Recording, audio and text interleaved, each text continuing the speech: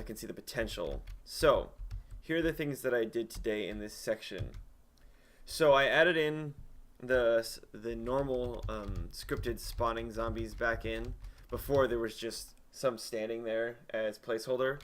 Now I've put these back in here.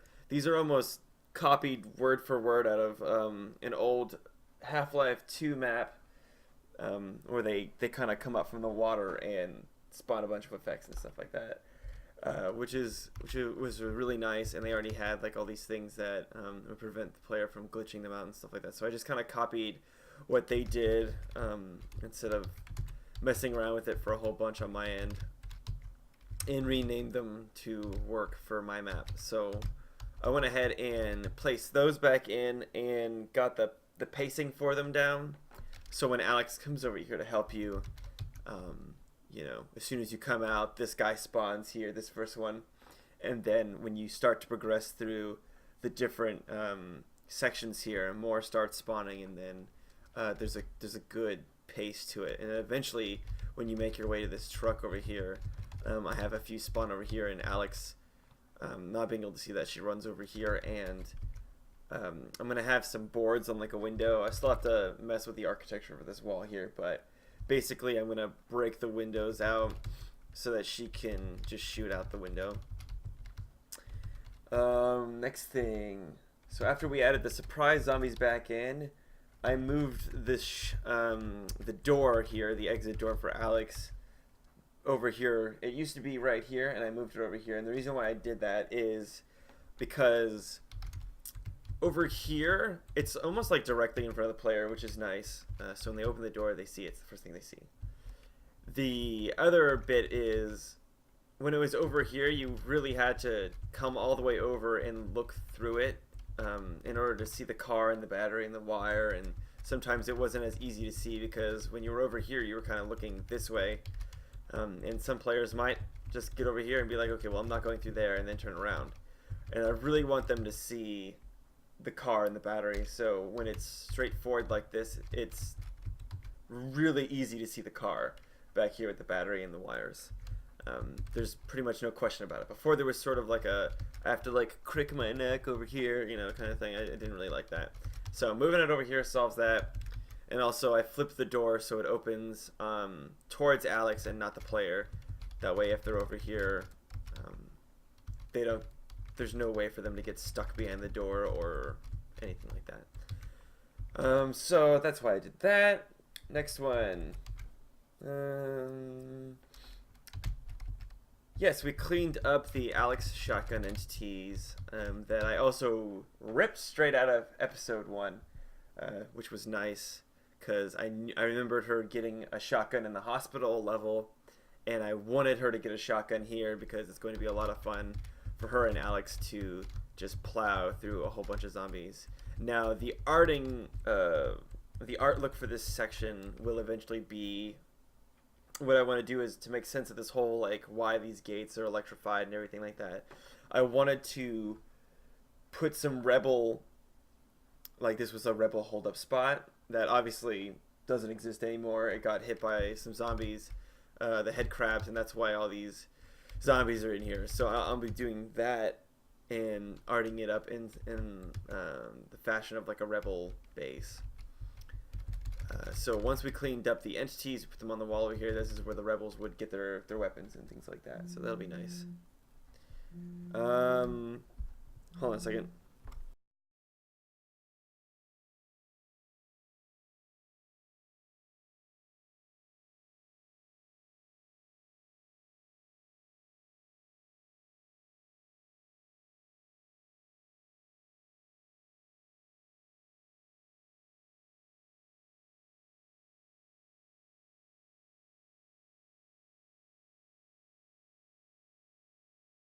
Okay, so this is where they would get their ammo, and I just had to clean up Alex's entities, and the thing that I don't like about these choreographed sequences that Valve's already made is that sometimes they're hard to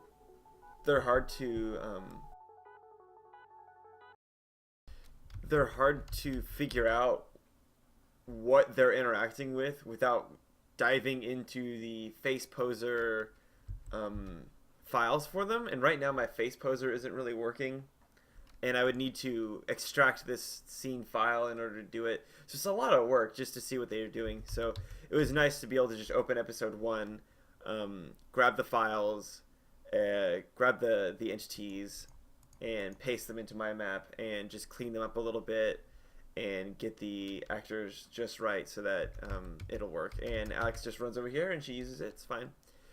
And clean that up, put a spot on the wall for it.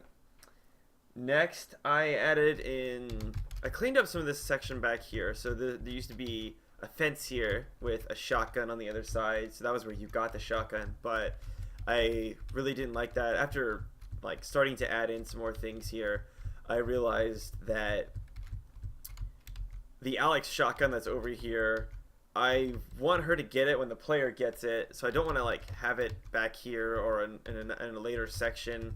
I wanted it to be right when the player unlocked the door, right? So in order to that, I didn't want there to just be a shotgun there that the player couldn't interact with, that Alex could pick up, because to me as a player, I'm like, "Poof, that's bullshit. Why can she pick that up but I can't?" You know, and I get all like naggy and stupid as a player, you know. So I went ahead and placed a shotgun here for the player as well, and removed it from over there as an incentive or a carrot to sort of say to the player, hey, you might want to come over here to this other section because there's a shotgun over here. Now what I did instead, once I moved that over there so that the player could get the shotgun and Alex could get it and they would both have their own shotguns together, I wanted to add in an additional weapon over here for the player as a carrot, and I used the lambda symbol, you know, the good old Half-Life 2 like, hey, find me kind of thing. So this is kind of temporary right now, but at the moment you can see the gun floating here, and you're kind of like, oh, hey, like, I want to get that. How do I get to that, you know? Oh, there's nothing over here that I can do. You know, all I can do is move forward. So I grab these crates, stack them, get over to the truck. And when you get over here, and these zombies spawn after you deal with them, you can see the lambda symbol and, you know, the vent here. You know, if you couldn't see the vent from here, you can definitely see it from here. So it's like, okay, well, the lambda symbol's over here.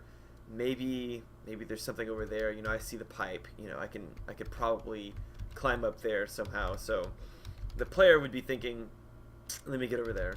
So after you get over here, and you can basically free Alex, solve the puzzle, and move forward. But if you want, you can come back here in this extra exploration space back here, and climb on this handrail, get on the pipe, and then come through and get the gun. And then once you're done getting the gun, I still zombies over here on the side so the player can shoot some stuff immediately. I think I always find that something that certain games don't do. They give you a new toy and then they don't let you play with it, which, I don't know, some people need that.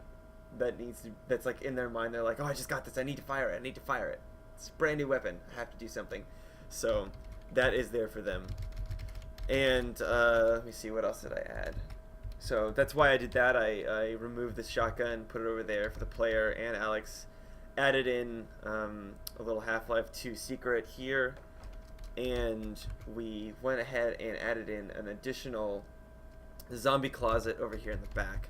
So once the shotgun wasn't there anymore, I was thinking, well, do I even need the player to be able to see in here? And the answer is no, you don't need that. And in fact, it kind of detracts away from the fact that the player needs these props. So I went ahead and just closed that off, because if their focus was through this door, they might not care that they need those props to move across, and they might just be like, okay, whatever, there's nothing in here, and they might just try and use this barrel or something, which would be hard because it rolls everywhere.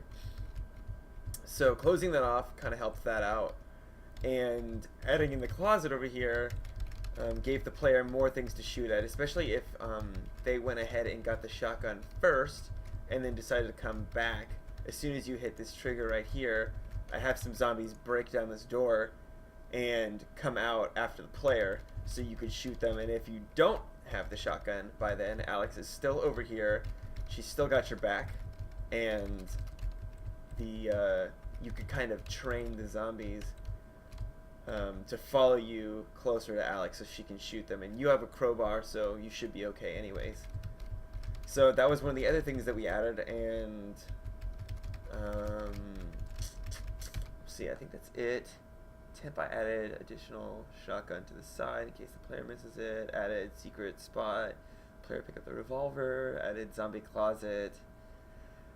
Shotgun entities. Move the shock door over, and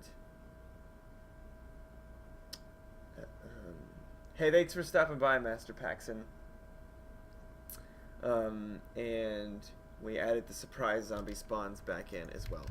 And I did a few other things, but when my computer crashed, I hadn't saved my text file by then, so yeah, I kind of had to remember everything that I had been working on. So there's a lot of changes, lots of small changes, very quick to put in, but overall, yeah, that was about it. I did move this car back, and I moved the wires to go up to the ceiling and then across. That way there's not just this cord across the player's face, because you can just clip through them and it looks kind of weird. So I went ahead and raised those up to the ceiling and moved it back a little bit. Something that I did previously, I used to have a window here that the player would crawl through, and then Alex would crawl in afterwards. But then if the player decided to go back through, I would need another one on this side for Alex to go through. And things can get kind of hairy when you need to have logic that supports it on both sides, that says, okay, the player went through this way, Alex, use this scripted sequence and then go through the door. But by the time she's doing that, the player might decide to run back through, and then you could have a trigger here that says cancel that, don't do that, you know. And then but there's all these other edge cases that are involved, and things can get kind of hairy. And I could go ahead and do that, but I decided to just I'm just gonna break down the wall here with some debris, which kind of goes along with the theme of this whole wall ceiling piece falling in, and that way Alex can just follow the player. Because there's some things that are cool when Alex does them, you know, when she interacts with the environment, but it's only really cool when the player can see it, you know. So if the player climbed through this wall, the only way that he would see her climbing through after him is if he turned around, and if the player turned around and saw her. And I don't think that all of that scripting is worth me wasting my time when the player 90% of the time, I say 95, 96% of the time, is not even going to see it. So I went ahead and removed it and just opened up a hole in the wall. Saved myself a lot of time and effort and bugs to fix in edge cases. So, and if you're watching and you don't know what an edge case is, it's just there's lots of outliers and things that can happen. Like I was explaining earlier, if the player runs over here and you know, what's making sure that Alex cancels her scripted sequence and doesn't do this, and what if she gets stuck in it and then comes over here and then the player decides to run away, you know. It's like, that's an edge case. The edge case is Alex is through the door, but she doesn't have a return, you know, because the trigger didn't enable in time, and now the player's all the way over here. So that would be a bug and an edge case, and I try to not have those as much as possible. Lots of edge cases, bad. So usually when things are simplified, you don't get a lot of edge cases. You just get a few, maybe. So I did that the other day, and I know it sounds like I'm rambling on now, so I think I'm going to go ahead and call it, but lots more to do. I'm going to be working on the next section. I'm going to be coming back in a little bit, but I won't have my camera on. It'll just me be the editor, and I'm going to finish up some things. I have a huge list of things that I will be tackling, so stay tuned for another like 20-30 minutes. I'll be back, and I hope you guys enjoy the cast for today. So this will be the end of day recap video that I post later on. So, cool. Catch you guys later.